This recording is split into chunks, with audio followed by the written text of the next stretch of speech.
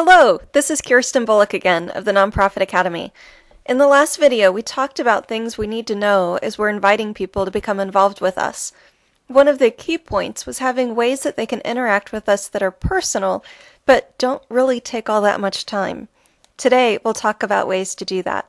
Some ideas outside of traditional volunteer roles that have worked well for other organizations I've worked with include thank you calls, providing e-updates, monthly webinars or other telephone updates, and being a volunteer advocate to help spread the word about your ministry. I'll cover a little more information about each of these in today's section. First, thank you calls.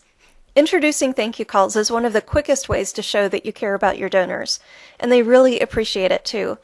If you're unsure about calling people to ask for money, start with thank you calls. You'll get beyond your fear pretty quickly. Generally, what you're going to be doing in these calls is, of course, saying thank you, but also asking for their feedback about what you're doing. Take notes, because these are the issues they're passionate about and could help to increase their giving later. With a ministry, you can take this further and ask if there's anything you can pray with them about. One ministry I'm familiar with found this approach so valuable that they hired a few people to work just in this area. Of course, this is another great opportunity to engage volunteers, but we'll get back to that in a moment. Next is providing regular updates to your donors.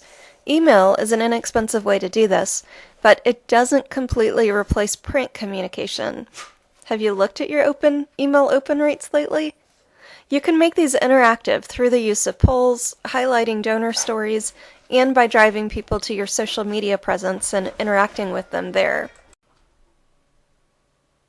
There aren't many organizations that are using this next strategy, but the ones who are building stronger relationships with their donors and raising more money. Providing a regular monthly chance to hear about what's happening can help your donors feel more connected.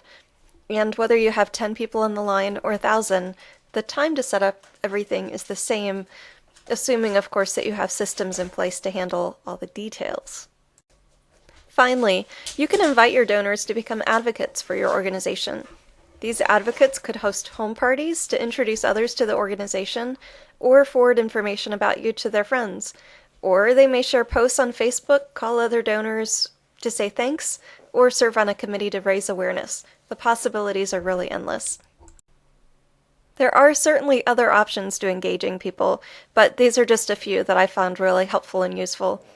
That's it for today, but stay tuned for more videos. Thanks.